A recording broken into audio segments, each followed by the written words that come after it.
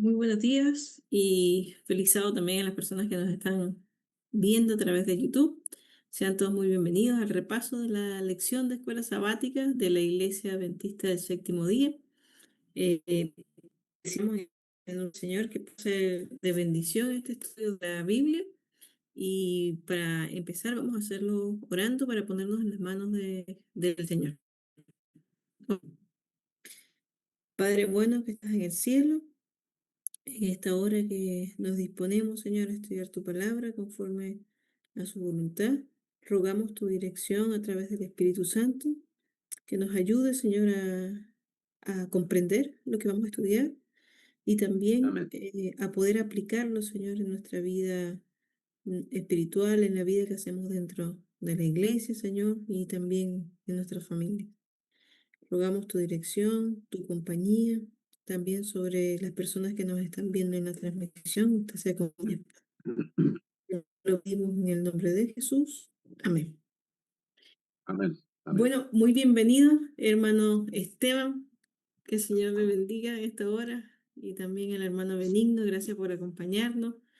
Amén. Vamos a estar repasando la lección número 3 de la escuela sabática, donde estamos estudiando las cartas a Corintios, ¿ya? Y específicamente en esta lección estamos estudiando la primera carta al Corintios. Y el versículo para memorizar, ya que está dentro del estudio, es 1 Corintios 1:10. Voy a empezar leyendo el versículo para irnos introduciendo y haciendo algunas preguntas respecto a lo que vamos a estar estudiando en esta tarde y mañana. Os ruego, pues, hermanos, por el nombre de nuestro Señor Jesucristo, que habléis todos una misma cosa y que no haya entre vosotros divisiones, sino que estéis perfectamente unidos en una misma mente y en un mismo parecer. Vamos a estar estudiando respecto a la unidad, ¿ya? Si esta unidad tiene que ver con una uniformidad, con una igualdad, o tiene que ver con estar unidos en un propósito. Bien, vamos a estar viendo esto en esta mañana. Eh, y hay hablando precisamente como de esta unidad que debe haber en la iglesia, a la que llama Pablo, ¿ya? Eh, Hay unas recomendaciones que Pablo da, hermano Benigno, en 1 Corintios, en el capítulo 1, ya unos versículos un poquito más adelante donde yo leí, del 12 al 17, ¿ya? Ujú. Eh, ¿Qué recomendaciones presenta Pablo en estos versículos en relación como a formar grupos dentro de la iglesia o abanderarse en nombres de algunos hombres? Eh, si pudiese comentarnos en relación a esto. Lo primero que debemos nosotros entender que la palabra de Dios es única. La comunicación de Dios para con los hombres es a través de su palabra, a través de Cristo cuando vino a esta tierra y todo ese conocimiento fue inspirado por el Espíritu Santo para que los discípulos de Cristo, los evangelistas, pudieran dejar los pensamientos claros de lo que Dios quería comunicar. Eso es único. Mm, A eso no se le puede agregar, distorsionar ni reemplazar. Entonces, nosotros debemos ver que estos problemas de divisiones, lo que está abordando Pablo es las divisiones que se hacen en forma humana dentro de la iglesia, en este caso de Corinto, en que algunos eran seguidores de ciertos tipos de predicadores o líderes. Como hoy día, en nuestro tiempo, hay algunos seguidores de algunos pastores, eh, aún dentro de nuestra misma religión. Y lo que el Señor nos invita es a eh, no identificarnos en algún grupo específico de pastor, sino en un mensaje específico. Entonces, el problema que se enfrenta ahí en Corinto es que habían al menos 4 grupos de hermanos, los cuales algunos decían que eran seguidores de Pablo, porque escuchaban a Pablo y decían, soy seguidor de Pablo. Y otros decían, no, yo soy de Apolo, porque Apolo es muy elocuente, sabe mucho, hay mucho aprendizaje. Sin embargo, otros decían, yo prefiero ser de Pedro porque Pedro es más fervoroso, más impactante, más decidido, hace cosas. Y otros decían, no, yo soy de Cristo, pertenezco a Cristo y los demás grupos yo no me inserto. Entonces, todos ellos estaban equivocados, incluso aquellos espirituales que se creían que eran solo de Cristo, pero debían rechazar a los demás hermanos. Entonces, lo que Pablo le está dando en el ciclo justamente que se dio, es que nosotros seamos de un pensamiento, de un sentir, y ese pensamiento y sentir es Cristo Jesús. No que nos dividamos por simpatía, apariencia, comodidad, con algún cierto tipo de predicador o maestro, sino que nosotros conservemos la unidad en Cristo, aún siendo diversos en las funciones que nos corresponden desarrollar. Y eso yo creo que es lo más interesante de esta lección, que hay unidad en la diversidad, pero de funciones, no de filosofía y pensamiento. Porque si no, podemos caer en el modernismo, que te dice que la diversidad es aceptar a todos como son y Dios, cierto, se relaciona con cada uno de la manera que cada uno lo ve y nosotros no tenemos ninguna verdad absoluta. Entonces, eso no es bíblico. La Biblia dice que hay una verdad y esa verdad es Jesucristo. Él es la verdad, ¿cierto? El camino, la verdad y la vida.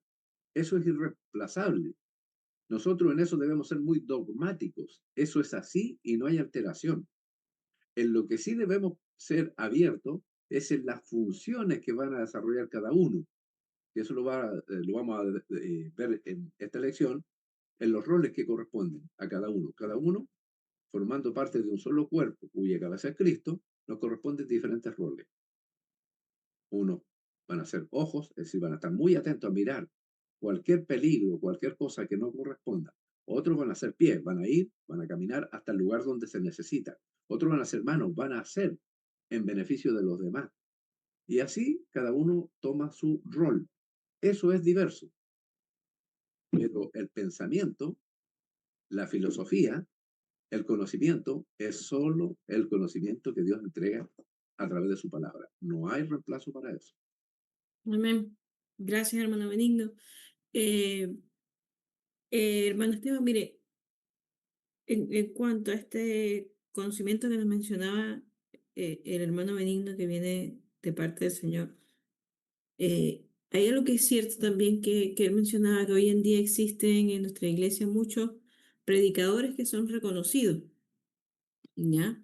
Eh, y no necesariamente chilenos, sino que están en diferentes partes del mundo, pero que podríamos decir que hacen mucho ruido y que también tienen sus seguidores, ya por así decirlo. Ahora, Claro. eh, ¿cuál es el peligro, hermano Esteban, de seguir solo al hombre, que era lo que estaba pasando ahí en Corinto?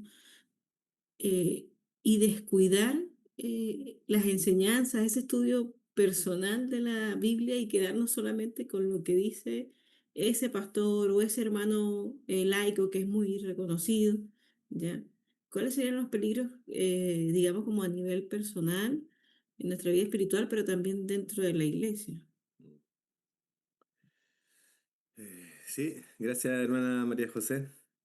Eh, yo creo que este fenómeno se vio un poco acrecentado después de la pandemia, cuando los hermanos comenzaron a buscar alimento espiritual, ¿cierto?, a través de las redes sociales y comenzaron, ¿cierto?, a buscar sermones. Uno podía elegir con quién iba a pasar el día sábado, ¿cierto?, a través de YouTube, a través de Facebook.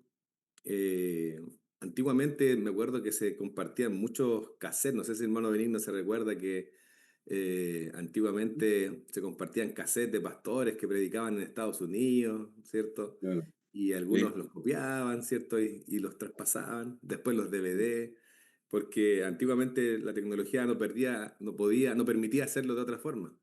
Hoy día está a acceso de muchos. Y lamentablemente tiene que ver con eso que es tremendamente humano, ¿cierto? Uno sentirse identificado con ciertos pensamientos de algunos pastores, e inclusive algunos laicos, ¿cierto? Que utilizan las redes sociales para poder predicar, y a veces no precisamente el evangelio, sino que a veces denostar a la organización de la iglesia, ¿cierto? A veces con citas sacadas fuera de contexto, del espíritu de profecía o también de la Biblia. Entonces es complicado hoy día eh, llegar, por ejemplo, después de que un hermano haya visto un sermón de un pastor reconocido y llegue, ¿cierto? Y nos pregunta después la iglesia. Esa es la dificultad, hermano. ¿Sabe que el pastor dijo tal cosa? Y como es pastor, como él estudió, entonces yo creo que puede tener razón de lo que está diciendo. Y muchos a lo mejor les causa confusión el tener que tratar de conciliar, no sé, a veces posturas, como decía el hermano Benigno. Tenemos que estar unidos en Cristo, tenemos que tener un objetivo en común, ¿cierto? Que es la predicación del Evangelio, para que Cristo vuelva pronto, ¿cierto? Por segunda vez. Y a veces las posturas radicales son las que más atención llaman. Lamentablemente, las posturas radicales son las que hoy día generan eh, ánimos más grandes, ¿cierto? Exaltación. Mire, tal hermano dijo que lo más probable es que Jesús está al año. Y muchos hermanos se comienzan a pasar el dato, ¿cierto? Se mandan el link, comparten, ¿cierto? Y causa un revuelo, una revolución, ¿cierto? Mira lo que dijo este pastor o este hermano. Conocía la historia de muchos predicadores, ¿cierto? Que nacieron de nuestra iglesia y que lamentablemente formaron después grupos disidentes de nuestra iglesia, que finalmente terminaron fuera de la iglesia.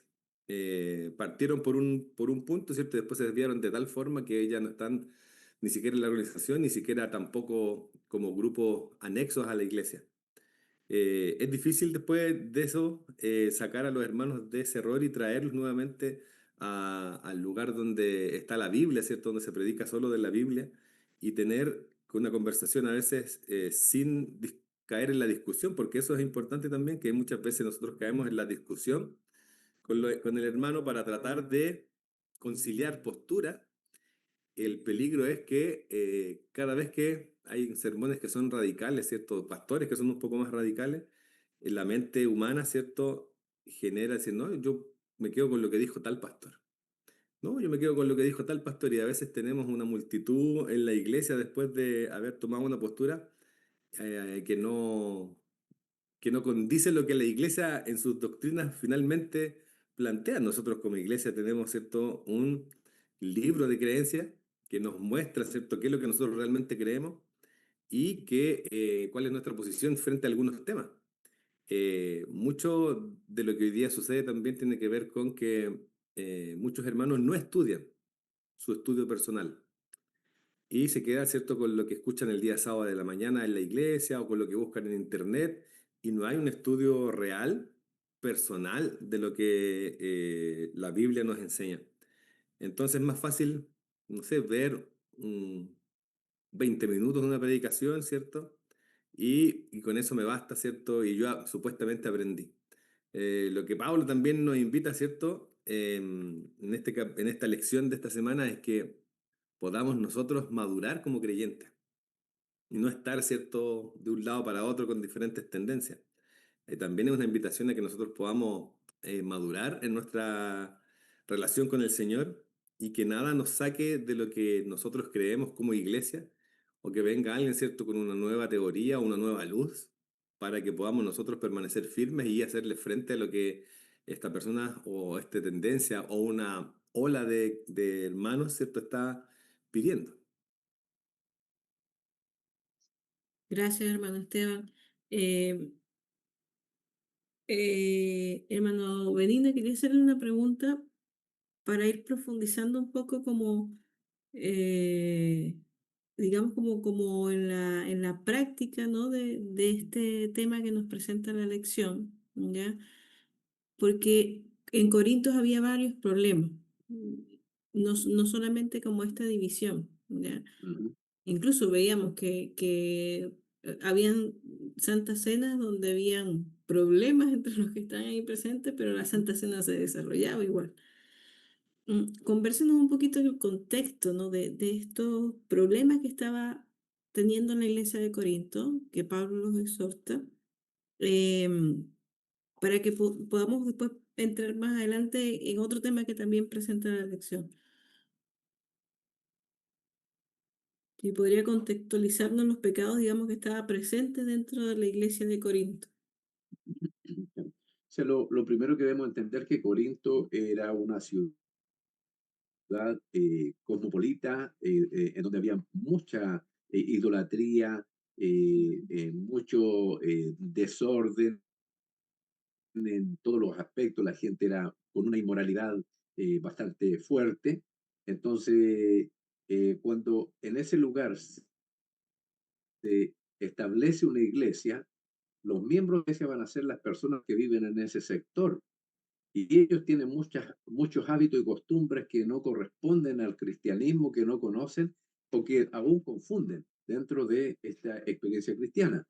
Entonces, yo me hacía una pregunta también, decía, si hubiéramos sido asistentes de la iglesia de Corinto, nosotros hubiéramos estado en esa época, y hubiéramos sido a lo mejor parte del liderazgo de esa iglesia, hubiéramos estado de acuerdo que Pablo escribiera una carta que iba a mostrar los problemas internos de la iglesia a todo el mundo y por todos estos años, o le habríamos recomendado, veámoslo en privado mejor, Pablo, que los demás no sepan de estos problemas.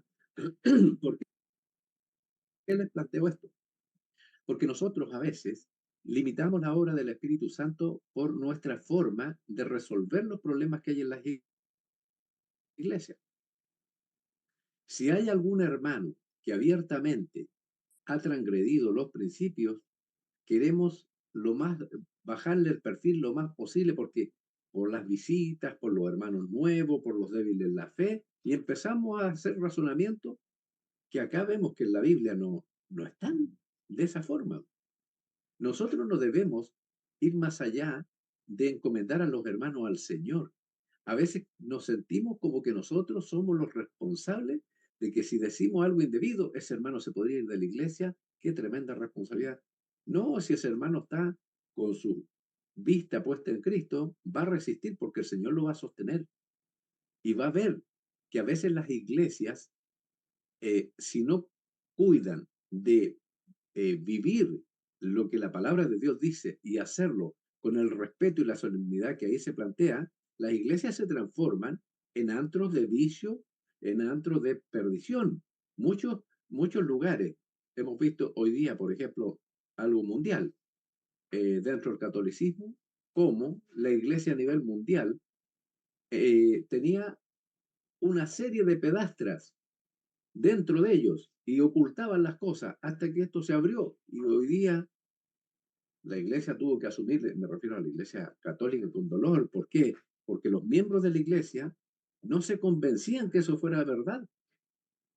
Mm, Pensaban que eran falsas acusaciones hacia los líderes, me refiero a los curas, a claro. los obispos. eh, Cuando hoy día nos damos cuenta que esa verdad se abrió y esa era la realidad. Entonces, lo que debemos tener cuidado nosotros de esos errores, no cometerlos. Por ejemplo, nosotros como hijos de Dios, como siervos del Señor, dentro de nuestra iglesia, de nuestra denominación, si alguno es descubierto por ser un abusador de niños, no solo la iglesia tiene que tomar parte, hay que denunciarlo a todas las autoridades de inmediato.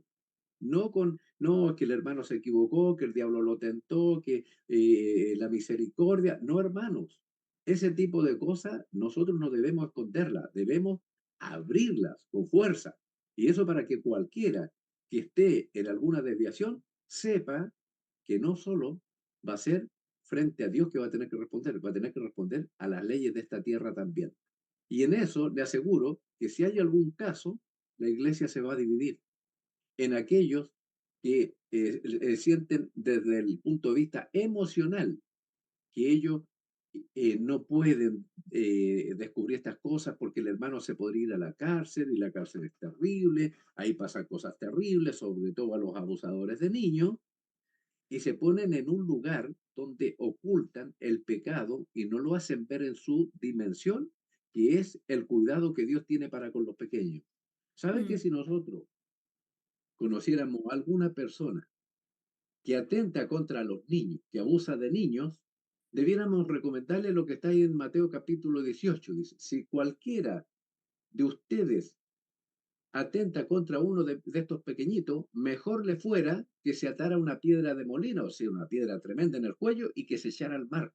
Es decir, sabe hermano, o sabes tú, destructor de niños, que de parte de Dios es mejor que tú desaparezcas. Eso es lo que dice Dios. Es duro, es fuerte, pero es la palabra de Dios. El punto es que nosotros a veces queremos suavizar la palabra de Dios donde Dios no la suaviza y queremos encender la palabra de Dios donde Dios no quiere que la encendamos. Poder ser guiado por el Espíritu Santo es ser guiado por la palabra. Yo digo, cualquier persona que sea sorprendido en este tipo de abuso debe ser denunciado a las autoridades eclesiásticas y civiles de inmediato, sin detenerse a razonar. Hay que hacerlo. Eso va a hacer que aquellos desviados van a alejarse del rebaño donde pueden dañar a las ovejitas más pequeñas. Entonces, cuando vemos a Pablo, que es capaz de denunciar en la iglesia públicamente, y lo hace porque queda escrito en esta carta que llega hasta nuestros días, va a llegar hasta el final del tiempo, donde él dice, primero, dentro de la iglesia hay grupos que se han dividido acorde a aquellos pensamientos que les son más lógicos o a aquellas cualidades que más destacan ellos. Eso no está bien. Ni siquiera lo que dice que pertenece solo a Cristo. Nosotros pertenecemos a Cristo, pero somos parte de una iglesia, de un conjunto, de un cuerpo. No somos individuales. Segundo, la inmoralidad se tiene que mostrar en su realidad. ¿Cuántas veces sucede que hay inmoralidad y las iglesias, me refiero a la iglesia de Corinto, se quedaban todos callados? Había un joven en esta iglesia que estaba conviviendo con la madrastra y el papá estaba vivo mm, y la iglesia lo sabía y nadie hacía nada, todos se quedan en silencio. Por eso que Pablo los reprende, le dice, ¿por qué ustedes guardan silencio frente a esto? Cuando se trataba de la Santa Cena, un momento solemne, ellos se iban de comilona, llevaban para comer y beber, ¿cierto?, hasta extasiarse y no se daban cuenta que debían participar de un momento solemne. Entonces, nosotros, hermanos, debemos tomar estas realidades y aplicarlas de forma práctica en la iglesia. Vemos que a veces los lugares sagrados, ¿cierto? Donde debe haber respeto, solemnidad, reverencia, son pasados por encima y nadie dice nada. Por ejemplo, el púlpito, si nosotros lo vemos en los tiempos de Pablo, en los tiempos de Jesús, ¿cierto? En los tiempos de los profetas, de los patriarcas, el leer la palabra de Dios era un privilegio del sacerdocio, no de cualquiera. mm, En la inventiva de nuestro tiempo, muchas veces se hacen campañas para que los niños prediquen. Está bien que ellos pongan la palabra, pero no desde el púlpito. Esto yo sé que le va a parecer chocante a muchos. Otros, que los niños recojan los diezmos. ¿Dónde en la Biblia aparece instrucción que los niños participan en estos roles que corresponden a personas apartadas como son los ancianos y los diáconos? Ha habido tanta tergiversación de ideas que hoy día, no, pero para que ellos aprendan, para que ellos después, oye, primero enseñémosle reverencia por lo que van a hacer cuando ellos tengan su edad. Si quieren hacer una campaña de niños, háganla, pero desde el espacio de la escuela sabática, desde adelante del púlpito, pero no desde el púlpito. Si el púlpito no es para que suba cualquiera. Incluso cuando se presenta un niño, lo correcto sería que se hiciera la presentación, bajaran a recibir a la familia, pero no que la familia, cualquier incircunciso, se suba al púlpito y eso es parte de la modernidad, por la forma moderna de pensar. Si queremos ser bíblicos, debemos ser apegados a la Biblia. Quizás estas cosas van a parecer radicales, como decía el hermano Esteban. Hermanos, Jesús era radical. Cuando vio que su casa de oración se había convertido en una cueva de ladrones, dio vuelta a las mesas y los increpó directamente. Ustedes han cambiado el propósito. Este lugar ha sido creado para una casa de oración para todos los pueblos y ustedes han hecho de eso una casa de ladrones. Jesús lo dice. Por eso que entender a Jesús es todo un desafío.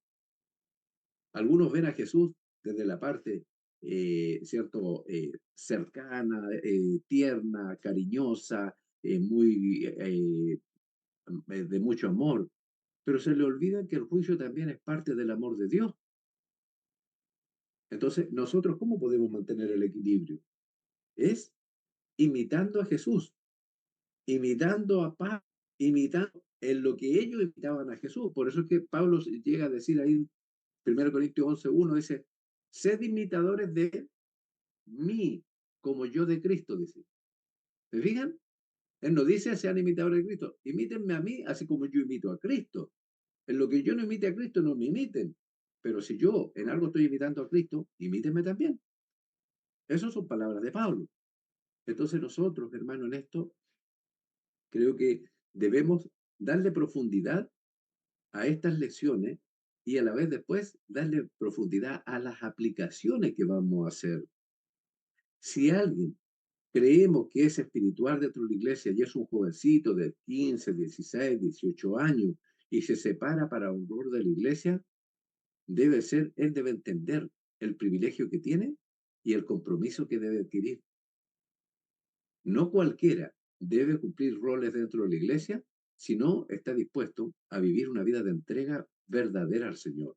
No, no estoy diciendo de santidad perfecta, pero estoy diciendo de verdadero esfuerzo de ser fieles hijos de Dios como Dios quiere y plantea en su palabra. Claro, claro. Amén.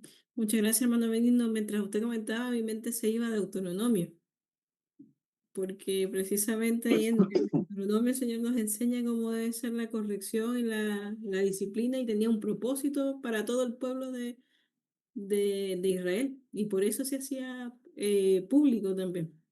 Sí. Hermano Ujú. Esteban, comprendiendo todo este contexto de lo que pasaba en la iglesia de Corinto y de de lo mucho que podemos extraer de allí para nosotros practicar también en nuestra vida eclesiástica, eh, ¿cómo, cómo podemos mencionar cuáles serían las diferencias, ¿no? Entre que hayan círculos o grupos cerrados, ¿ya? Que muchas veces llegan a separarse de la iglesia. ¿Cuáles serían las diferencias de estos grupos con lo que en nuestra denominación llamamos grupos pequeños?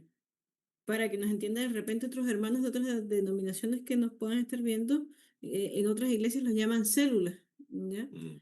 Em, ¿Cuál sería la diferencia entre estos grupos y cómo podemos tener cuidado de que estos grupos pequeños no se conviertan en unos grupos cerrados que después se aparten o, digamos, no se ciñan a la dirección de la Biblia? Sí, nuestra iglesia cree, ¿cierto? Que los grupos pequeños son de origen bíblico, ¿cierto? Y que terminará finalmente, ¿cierto? Cuando no podamos reunirnos como iglesia oficialmente, serán los grupos pequeños en las casas de los hermanos los que permitirán seguir creciendo hasta que el Señor venga. Eh, Aquí hay algo importante que tiene que ver con la supervisión de las labores de los departamentos que la iglesia tiene. La supervisión que deben hacer los pastores, que deben hacer los ancianos en cada uno de los departamentos de la iglesia, para que no se desvirtúe el objetivo con el cual el departamento o las funciones que tiene la iglesia eh, se cumplan de forma correcta. ¿Cuál es la diferencia entre los grupos pequeños y los grupos cerrados, cierto? Que a veces tienen que ver con afinidad y con puntos de vista similares.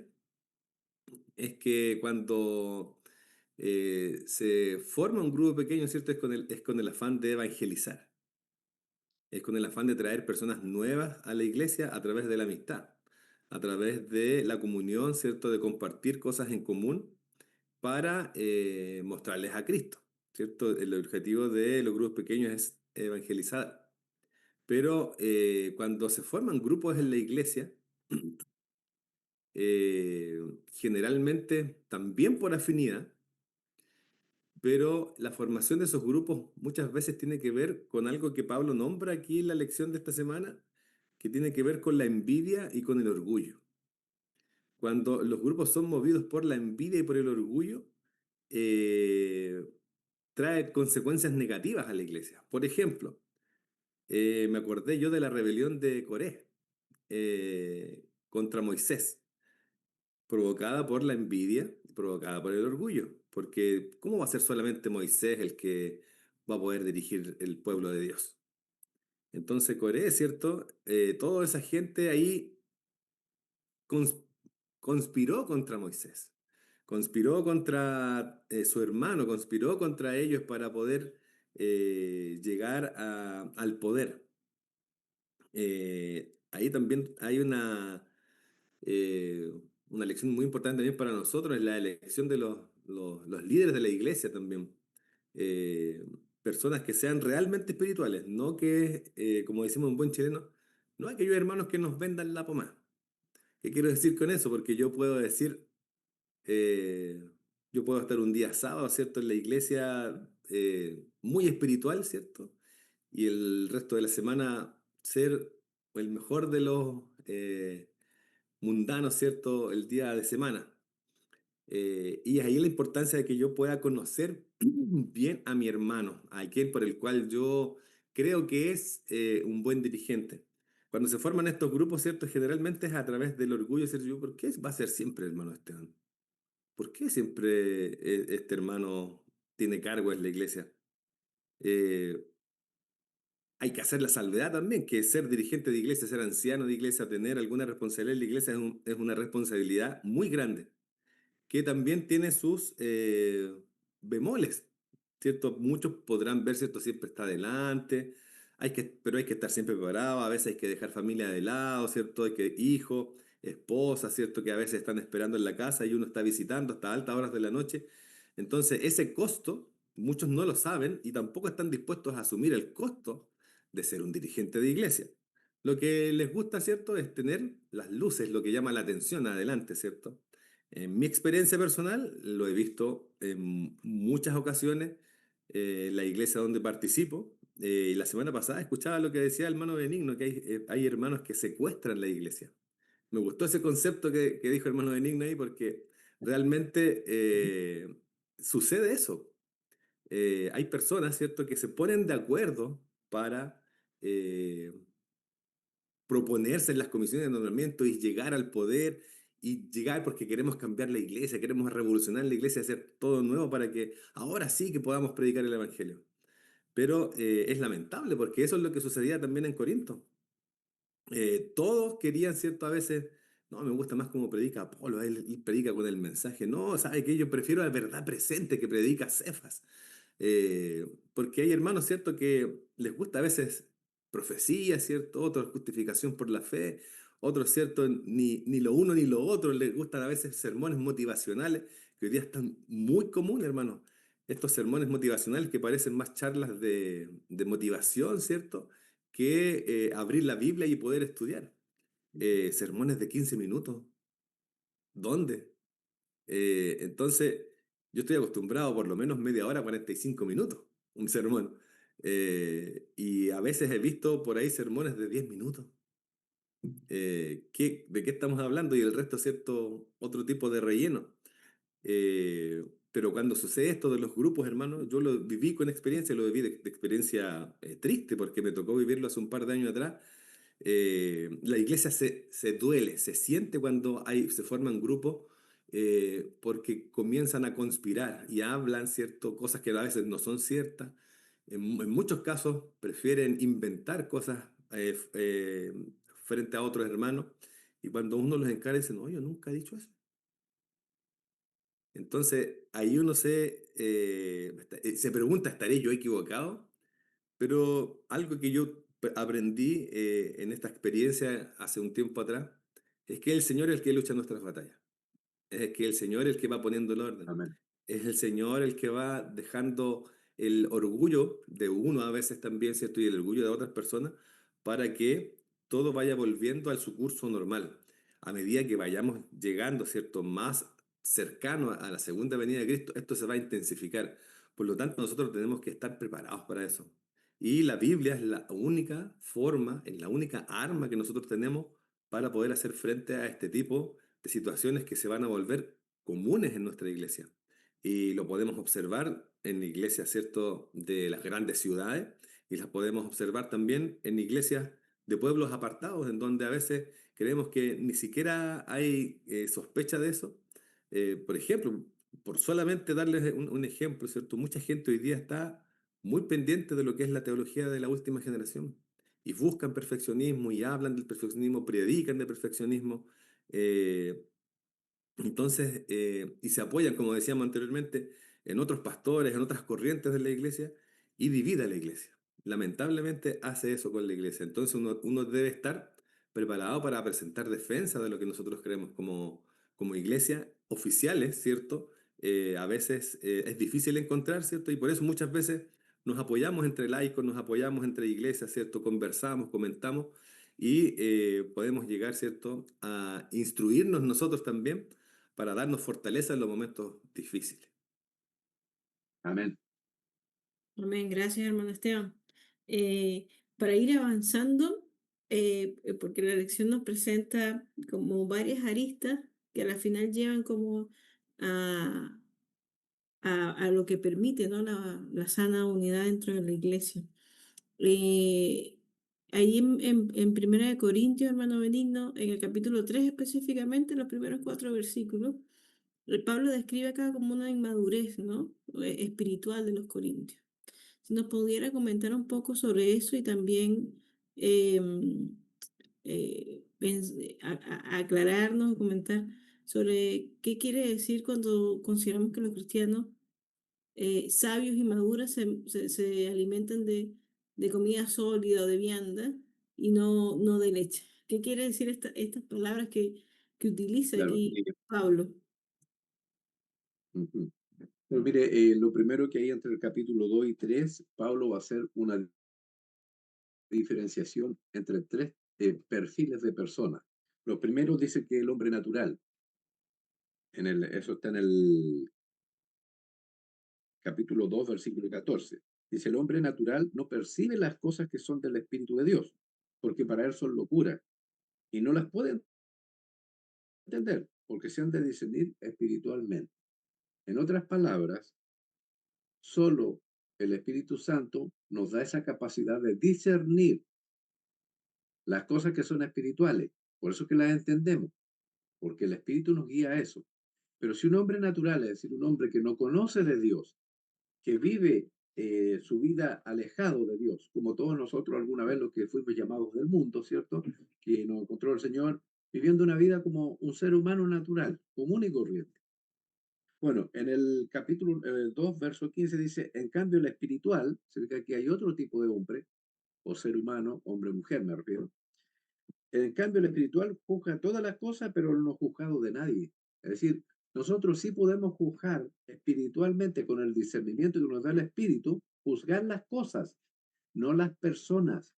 El Señor no nos mandaba a juzgar personas, pero sí hechos. Si alguien dentro de la iglesia se conduce mal, el discernimiento espiritual, el Señor lo entrega para que corrijamos esa situación.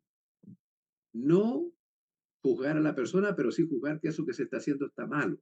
Por ejemplo, cuando un líder, tal como decía el hermano César, o Esteban, digo, cuando una persona, por ejemplo, está llevando adelante un cargo, pero está viviendo una vida distinta, ya sea en su hogar, en su trabajo, y el Señor da ese discernimiento, tenemos que utilizarlo, ir a conversar. Hermano, usted es un líder de iglesia, no puede aparecer, ¿cierto?, en las festividades mundanas, los días sábados, haciendo actividades con el mundo, si usted es parte del pueblo separado del Señor. Entonces, ese es un hombre espiritual, el que puede discernir y tiene que juzgar situaciones. Pero en el capítulo 3 verso 1 dice, de manera que yo, hermano, no pude hablar como espirituales, es decir, porque ustedes no son espirituales, sino como a carnales, como a niños en Cristo. Aquí está el otro tipo, es decir, hombre natural, hombre espiritual, hombre carnal. ¿Quién es el hombre carnal? Aquí lo va a decir, verso 3, capítulo 3, verso 3, porque aún soy carnales, pues habiendo entre vosotros celos, contiendas, disensiones, ¿no soy carnal y andáis como hombres? Es decir, cada vez que nosotros vemos gente que es conflictiva, celosa, exageradamente, que anda en peleas, en discusiones, estamos viendo que son hombres carnales. Y a esos hombres carnales, ¿qué es lo que hace Pablo? Les va a mostrar que en realidad hay una obra que el Espíritu Santo debe hacer en ellos. Por eso es que les va a mostrar ahí en el verso 8, le dice, y el que planta y el que riega son una misma cosa, aunque cada uno recibirá su recompensa conforme a su labor, pero ninguno de ellos da el crecimiento, sino en el versículo 7, dice así, así que ni el que planta es algo, ni el que ciega, ni el que riega, sino Dios que da el crecimiento. Es decir, todos nosotros necesitamos el crecimiento que Dios nos debe entregar. El que llevó la palabra, el que acompaña al hermano, no es nada comparado con el crecimiento que Dios le va a entregar. Y lo que está apuntando Pablo es que las personas que no crecen se dedican a conflictos. Las personas que no crecen se dedican a celos exagerados. Está bien ser celosos por la obra del Señor, pero no en exageración. Entonces, todo esto nosotros debemos mirarlo como enseñanzas para nuestra propia experiencia. Es decir, hermano, si tenemos que revisar nuestra propia función dentro de la iglesia, a la luz de la palabra, ¿somos hombres naturales o tenemos discernimiento espiritual? Si tenemos discernimiento espiritual, ¿juzgamos todas las cosas o preferimos algunas nomás? Juzgar todas las cosas, es decir, cada vez que hay algo que no está bien, que la palabra de Dios no avala, que la palabra de Dios prohíbe, tenemos que tomar carta. Es decir, tal como decía el hermano Esteban, el anciano tiene un rol muy complejo y muy amplio. Él no puede ver algo malo y quedarse callado y decir, mejor no me meto en esto porque está complicado. O esto otro, voy a esperar que el tiempo lo arregle.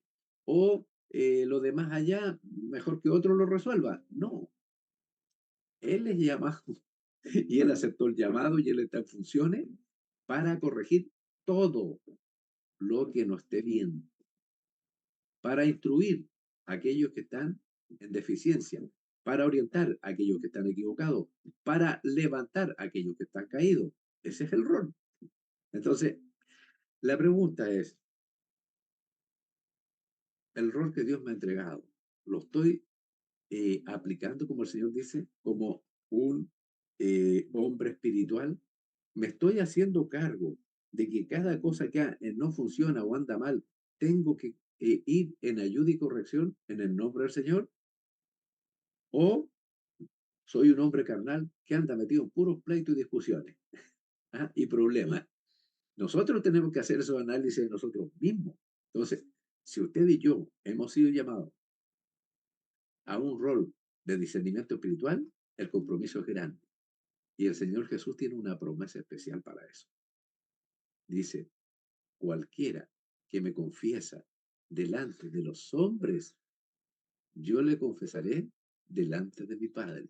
Amén. Es decir, Jesús se goza cuando nosotros vamos en su nombre a confrontar el pecado y a intentar salvar al pecador en el nombre del Señor. Pero tenemos que hacerlo. Amén. Cualquier situación irregular en la iglesia tenemos que afrontarla. Y muchas veces vamos a tener, como dice el hermano, que afrontar situaciones críticas en donde ciertos personajes, como mencionaba, ¿cierto? Como que capturan la iglesia. ¿Y quién tiene que defenderla? El siervo de Dios espiritual.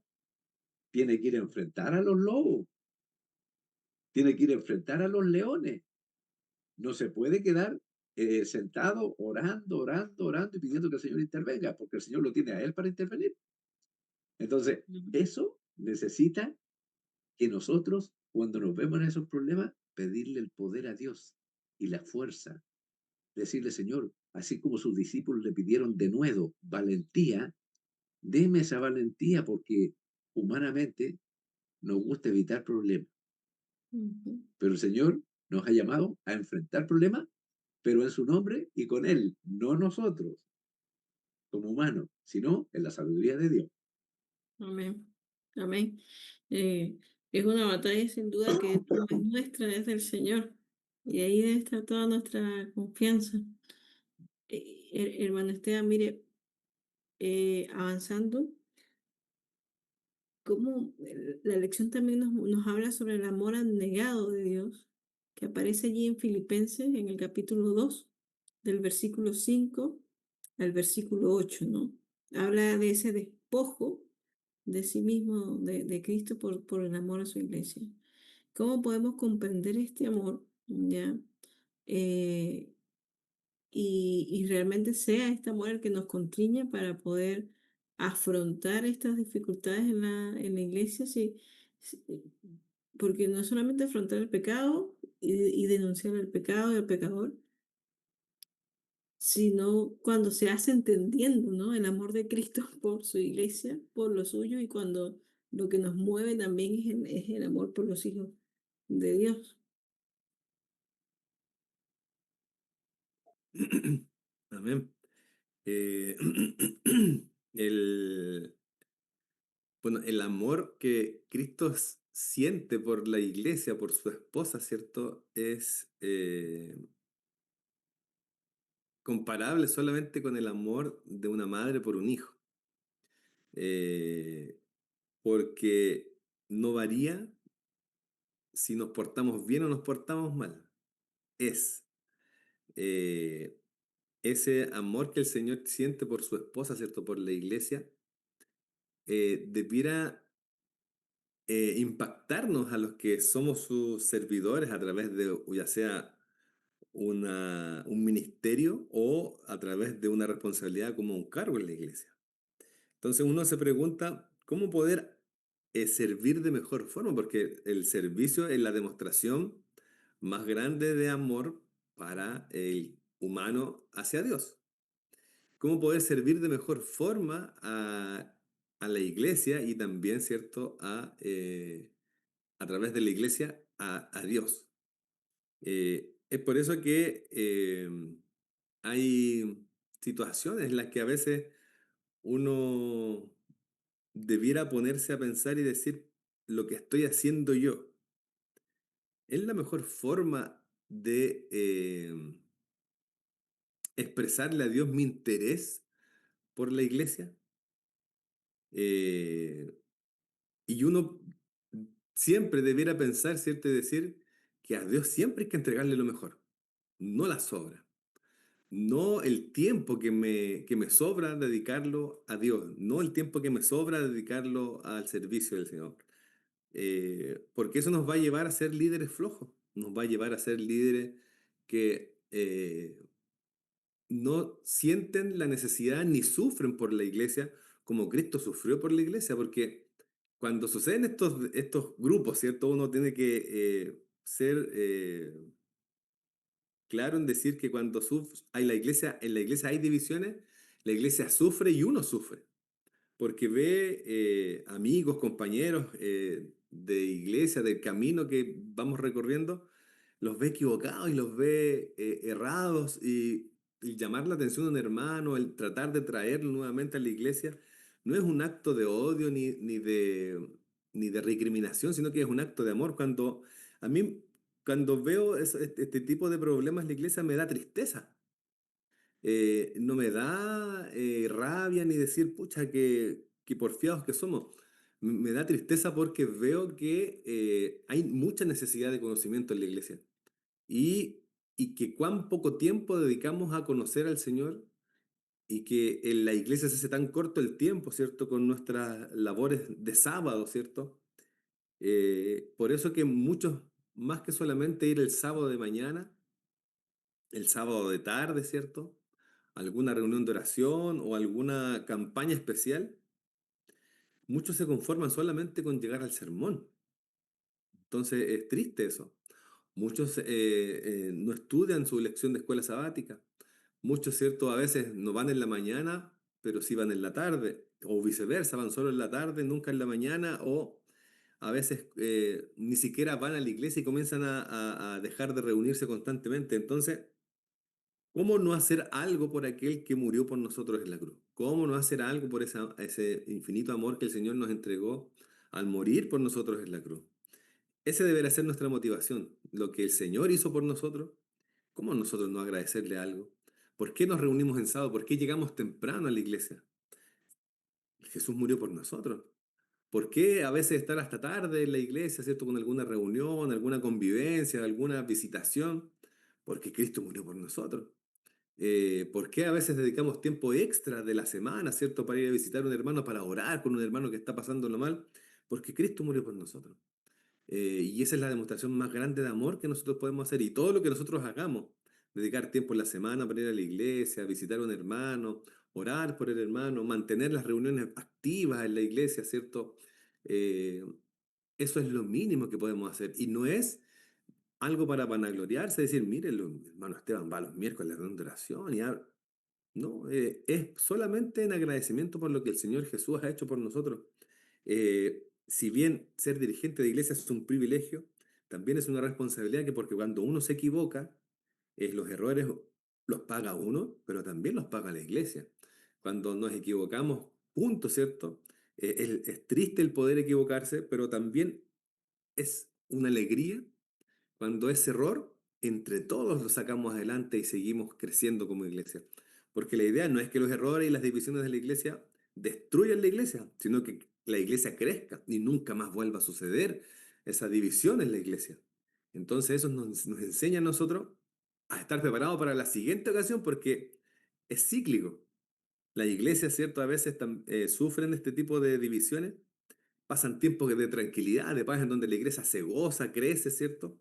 Pero llegan los momentos en donde ya floreció y llegan momentos de crisis en donde nuevamente tenemos que estar preparados para hacer frente, porque el enemigo no descansa, hermano. Tenemos un enemigo que es artero, que es un estudioso de la situación de la iglesia y que sin duda va a volver después de un momento de paz, va a volver con más fuerza, ¿cierto? Para tratar de dividir la iglesia porque la iglesia, ¿cierto? Es la cosa que Dios ama más, es que Jesús ama más, ¿cierto? Su novia. Sí. Así es, hermano, muchas gracias. Ya nos vamos acercando al final del repaso, ya de esta lección. Y viene a mi mente, y lo menciona allí en la lección, un capítulo hermoso del libro de Juan, el capítulo 17 donde Jesús ora por nosotros, ¿no? Y en esa oración, en el versículo 23, Jesús dice así: yo en ellos y tú en mí, para que sean perfectos en unidad, para que el mundo conozca que tú me enviaste y que los has amado a ellos como también a mí me has amado. Hermano Benigno, ¿por qué la unidad en Cristo, ya como hermanos? Aquellos que hemos creído en un mismo Salvador, en el único Salvador.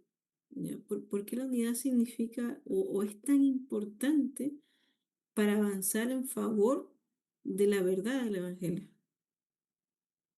El propósito de Dios de enviar a Jesucristo a esta tierra fue salvar lo que se había perdido, salvar a los pecadores que estaban destinados a la destrucción eterna. Por lo tanto, el objetivo nuestro es exactamente el mismo. Primero somos alcanzados por el Señor y el Señor nos invita para que vayamos a otros, a alcanzarlos también, para que puedan aceptar a Cristo como su único Salvador personal. Entonces, ¿qué es lo que nos dice la lección? Primero nos muestra el ejemplo de Jesucristo, ahí en el libro de Filipenses, ¿cierto? Que ya lo analizamos, eh, eh, en donde Jesús dice que él no tuvo en consideración toda la gloria que tenía, sino que estuvo dispuesto a venir a esta tierra para hacerse un similar a nosotros y en esa condición no solamente vivir como un siervo, sino que además ser maltratado, ser ofendido, ser llevado hasta la muerte y muerte de cruz, la muerte más vergonzosa, con un solo propósito, de salvarnos. Entonces, cuando nosotros entendemos la centralidad de la obra de Cristo, podemos conocerlo a Él, porque nosotros no solamente debemos aceptar el llamado a seguir a Cristo, sino que el llamado es a seguirlo y conocerlo. Y cuando lo conocemos, vamos a estar dispuestos también a hacer un sacrificio de amor por la iglesia de Cristo. Y cuando servimos como un sacrificio de amor, todas las cosas difíciles que nos toca vivir van a ser para el crecimiento nuestro y de la iglesia, pero debemos considerarla como la palabra de Dios dice que el cuerpo de Cristo, la iglesia, es como la niña de los ojos de Dios, es decir, que no la toquen, por favor. Él lo que más protege y cuide es a su iglesia, pero la iglesia está constituido por los fieles que siguen a Jesucristo. No todos los que están dentro de una iglesia realmente han aceptado a Cristo. Algunos son solamente emociones transitorias, son momentos de gratitud con el cual quieren seguir a Dios, pero en el camino Jesús les dice, al igual que cuando lo seguían a él una serie de discípulos, ahí en el capítulo 6 del libro de Juan, nos indica eso, dice que multitudes le seguían y de pronto Cristo les dice, a la multitud le dice, ustedes me están siguiendo por los panes y los peces, es decir, por los beneficios, pero no es que me hayan aceptado a mí. Y dice que gran cantidad se devolvió y los discípulos quedaron mirando y entre ellos conversaban, decían, qué dura palabra es la que dijo Cristo. Ellos estaban diciendo eso y Jesús como discernía lo que ellos estaban pensando y lo que hablaban, le dice, ¿y ustedes, le dice a los discípulos, se quieren ir también? Y uno de ellos le responde, Señor, ¿a quién iremos? Es decir, el Señor también a nosotros nos hace la pregunta cada cierto tiempo a la iglesia en conjunto. Los que están asistiendo a la iglesia es porque oraron, pidieron un milagro y fueron sanados, porque tenían necesidades y ya están satisfechas, pero el Señor lo que quiere es que lo sigan a Él, no los bienes que Él entrega solamente, sino que lo sigan a Él por amor, porque debemos entender el amor de Dios por nosotros y eso nos va a inspirar, también nos va a desarrollar un amor en nosotros hacia Él, pero es el amor de Dios que nos desarrolla eso. Y cuando nosotros empezamos a recibir del amor de Dios, vamos a estar dispuestos al mayor sacrificio por la iglesia del Señor. No importa cuán duro nos toque, ¿cierto?, las experiencias, enfrentarnos a dificultades por causa del Señor, lo vamos a hacer con gozo. Eso es lo que quiere el Señor de nosotros, un servicio de gratitud y que sea capaz de soportar todas las inclemencias, porque el Señor dice que Él, aparte de la vida eterna que nos tiene como regalo, nos tiene gloriosos premios para cada uno de nosotros. Van a haber premios también en el cielo, hermano. La vida eterna es un regalo, pero los premios y la recompensa es lo que Dios quiere entregarnos también por aquellas cosas que hicimos en su nombre y en favor de aquellos que estaban perdidos. Amén. Amén. Gracias, hermano. Lindo.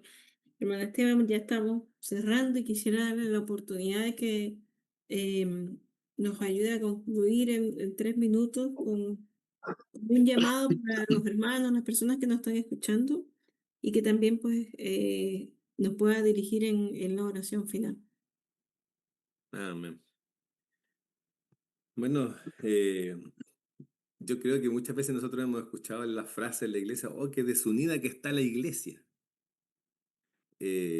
Más allá de decirla, ¿cierto? Estamos hablando muy mal de nosotros mismos, porque la iglesia no es un ente solo, ¿cierto? No es un edificio, la iglesia la conforman personas.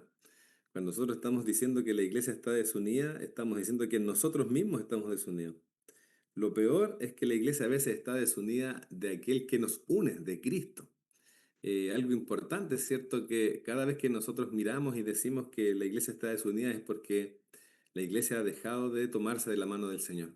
La iglesia ha dejado de tomarse la mano de Cristo, porque es cierto, tenemos este versículo muy conocido, ¿cierto? Si yo fuese levantado, ¿cierto? A todos Amén. atraeré a mí mismo. Entonces, Amén. esa es la clave para cuando las iglesias están divididas, para cuando las iglesias tienen problemas y hay divisiones. Es que el nombre de Cristo sea exaltado, es que nosotros podamos acercarnos y tomarnos de Él, hacernos más similares a Cristo en lo que podamos ser, porque a veces es cierto que la vara del Señor, ¿cierto?, es tan alta eh, para nosotros que somos pecadores, que muchos prefieren, mejor me voy de la iglesia, no sigo con este apoyo con el Señor. Eh, la invitación a los hermanos, ¿cierto? Que hayan tenido la experiencia o estén pasando por la experiencia de ver una iglesia desunida, que no sean simples espectadores, no sean simples personas que están ahí en medio del conflicto, ¿cierto?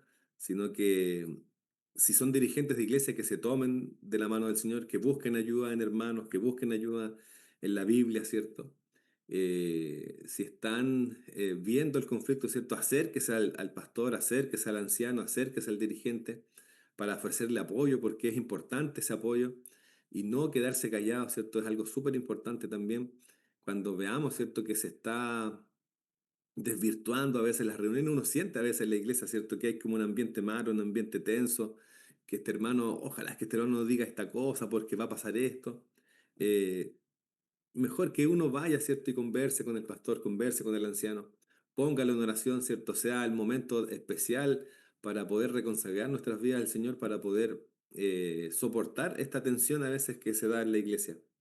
Es por eso que la invitación es para que podamos, ¿cierto?, confiar en aquel que une todo, que es Cristo, para que el Señor pueda guiarnos, ¿cierto?, y darnos la paz, la esperanza, la tranquilidad frente a las situaciones incómodas y así poder entrar, ¿cierto?, en el gozo, porque es triste ir a la iglesia, ¿cierto?, sentirse no parte de ningún grupo y salir triste, defraudado, sin tener, haber pasado en comunión con el Señor un día sábado. La iglesia debe ser un lugar agradable, un lugar donde uno vaya a disfrutar del compañerismo de Cristo, del compañerismo de mis hermanos de iglesia. Entonces todo eso ayuda, ¿cierto?, a que nuestra esperanza, nuestro ánimo, nuestra fe crezca, ¿cierto? Y esperemos con ansia la segunda venida de Cristo, no sea algo triste, no sea algo desagradable. Así que el Señor nos pueda bendecir, Amén. ¿cierto? Vamos a orar para que el Señor nos pueda bendecir cuando tengamos una dificultad en la iglesia. Nos invito a orar. Padre nuestro que estás en el cielo, Señor, queremos agradecerte porque hemos podido compartir esta lección, porque hemos podido comentar, compartir, Señor, experiencias, pero también, Señor, hemos podido ver la responsabilidad que tenemos como dirigentes, como hijos tuyos, y queremos pedir tu dirección. Queremos pedir tu perdón si nos hemos Amén. equivocado, tu sabiduría, Señor, también para enfrentar las situaciones, no para a veces condenar al pecador, sino que sacar, Señor, a un pecador que se arrepiente, Señor, a tus pies, traerlo a tus pies, Señor, denunciar el pecado, pero también con amor, con sabiduría y con paciencia. Bendice tu iglesia, Señor, en las diferentes partes del mundo. Guíanos para que nos preparemos, Señor, para tu segunda venida. Y también, Señor, prepáranos espiritualmente para discernir los errores y poder así también, Señor, crear un ambiente, una iglesia, Señor, que sea agradable y que sea digna de gloria y honra para ti. Te lo pedimos siempre, Señor, en el nombre de Jesús. Amén. Amén. Amén. Bueno, Amén. bueno, muchas gracias por acompañarnos, Esteban, hermano Benigno, muchas gracias también. El Señor les bendiga, sea con ustedes.